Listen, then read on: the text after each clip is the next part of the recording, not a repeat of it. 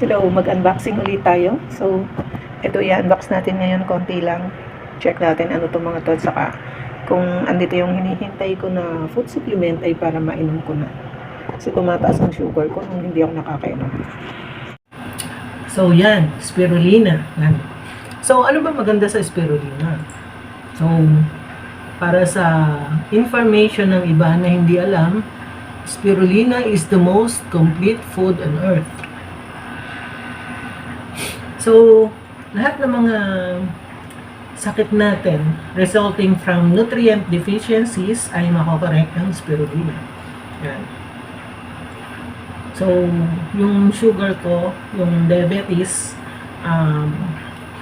malaki na itulong ng spirulina para bumaba ang blood sugar ko. Kasi dati kahit umiinom ako ng gamot, nung hindi ako umiinom ng gamot, mga 330 ang blood sugar ko. So, nung umiinom ako ng gamot, naging 280. So, hindi enough para pababain. Pero nung uminom ako sa spirulina, yan, nag-85 to 110. So, ganyan kaganda spirulina. At saka yung high blood, ulcer, nakokorek din yan. Later, i-ano ko, one of these days, sabihin ko yung iba pang benefits ng spirulina. So, ito naman, galing to sa Joanne, ang pangalan ng seller. Victoneta Avenue, Barangay Potrero, Malabon, Metro, Manila. So, hindi nakalagay ko anong item. Tingnan natin. So, ayan siya.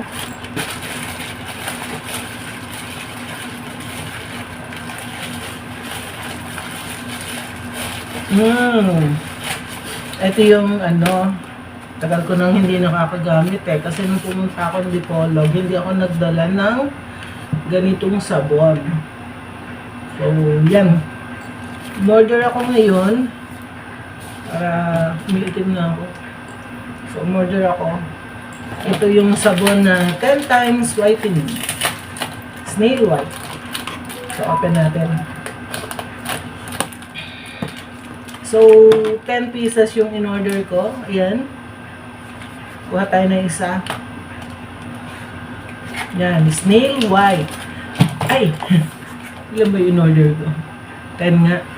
Snail white, 10 times whitening. Yan. So, tingnan natin kung whitening nga ba siya. Ay! Bakit red pinadala sa akin? Green ang in-order ko. Green yung in-order ko. Bakit white, pink ang pinadala sa akin? Madaya. Yan green yung in-order ko kasi yung green 10 times whitening plus anti-acne. So ito is tsaka iba yung kanyang design. Nako, tama ba ito? Hindi ganito yung in-order ko mahipin na dala sa akin. Yan, sayang 10 pa naman. Balik, gamitin na natin. Daya, green yung in-order ko Bagay. Whitening din siya. Sino po nakuha?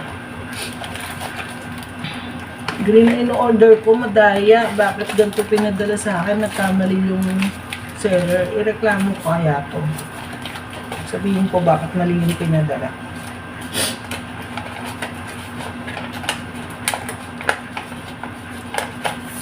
So, pwede mo na yung kanyang resibo. Para pag nagreklamo ako, isip ko na kung bigla. So, ito naman, tingnan natin to. Ito in-order ko sa Temu. So, yung tatlong yan in-order ko sa Temu. Ayan pa. Ito ay portable mini printer. Yan.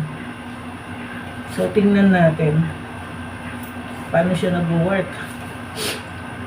Magbasa. Labo ng sulat, ang liit. Manufacturer, Shenzhen. Tapos, the device hindi ko mabasa, ang liit. So, open na lang natin. So, ito may nakalagay siyang 9. So, may mga numbers dito. 9, 17, 15, 13, 19, 20, 22, hanggang 40. So, nakalagay 9. Hindi ko alam ano yun. Size 9? Photo printing, website printing, label printing. Yan, tingnan natin. So, pag-aralan ko pa paano gagamitin to. Kasi hindi ko mabasa instructions. Wala akong magnifying glass pala. Hindi ako nagdala. So, eto siya. Yan, mini printer. Made in China. Open natin. So, ayan. So, may papel na siya. So, hindi ko alam paano gagamitin to. Walang instructions. Or, wala pala akong nadalang mini printer. So, isasaksak dito. May saksakan siya ng USB. Yan. Ano to? So, iaano mo dito. Tapos sa laptop siguro. I-connect to sa laptop. Tapos, ipiprint. Yan. So, tingnan ko pag kinonect ko sa laptop. Kung paano siya magpa-function.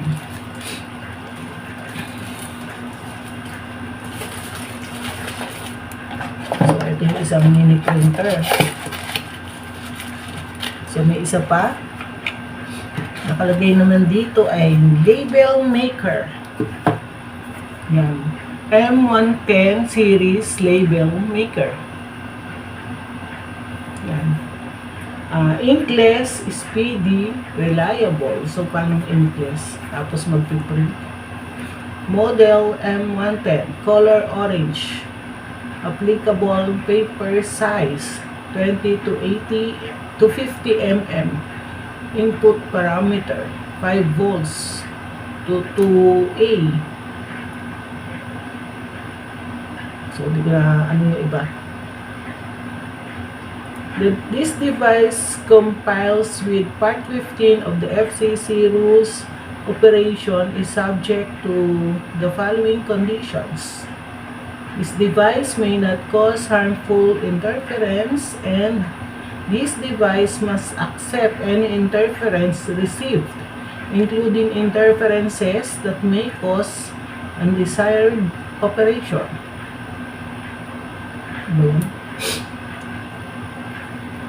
Batch printing, tapos various templates, portable item thermal printing, label maker. So, tingnan natin. Kasi kung bibilihin to, 1.8. Kaso, nakuha ko lang siyang free dahil marami akong biniling items.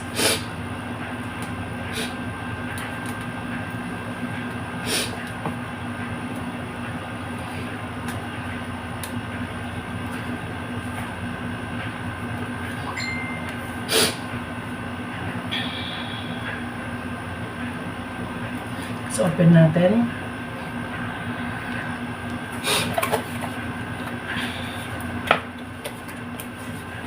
So, ito, mabuti to may start guide. Yan.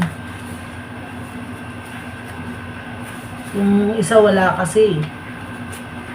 So, basahin ko na lang itong start guide para malaman paano siya i-operate. Haba.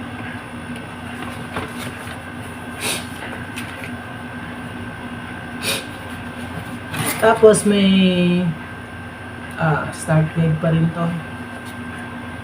Ibang language. Mukhang maganda to. So, ito.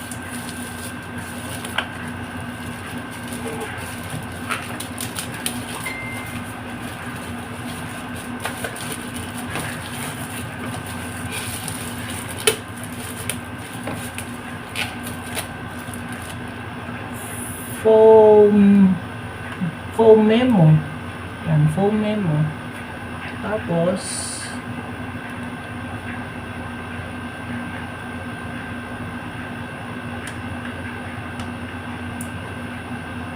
ano tayo na open? Hindi ako maintindihan din to. Tapos may lalagyan din siya ng USB. So ito yung USB niya. Tapos paano ito ino-open? Makita paano ino-open. Ang basira ko to. Dito yata. Hindi rin dito. Parang malabo. At tingnan ko pala sa manual niya kung paano ino-open.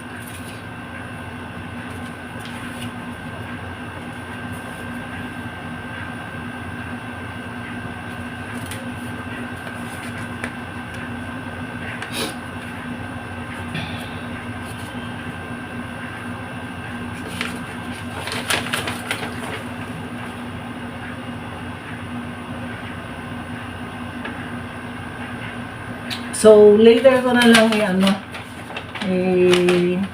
i-demo kung paano siya gamitin, paano siya i-open, i-demo ko later. Tapusin ko muna unboxing ko.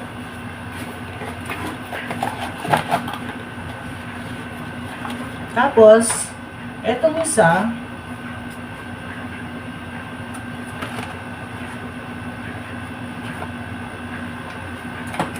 foam memo. So, kapartner nito, ito yata yung niya, papel niya.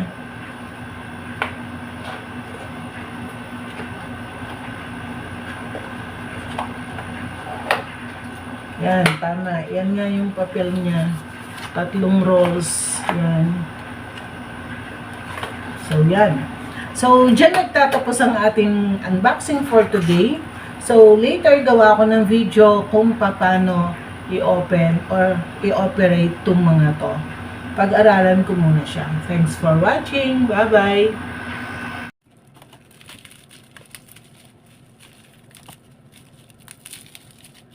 Yan. So, spirulina nga siya.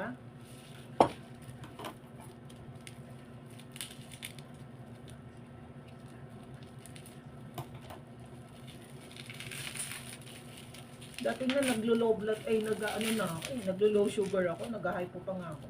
Kaya parang kain ko ng tinapay. Tapos biglang nag-high sugar na naman ako nung hindi ako nakakainom niyan. So, ito ang hindi ko naiinom eh. Itong dalawang to.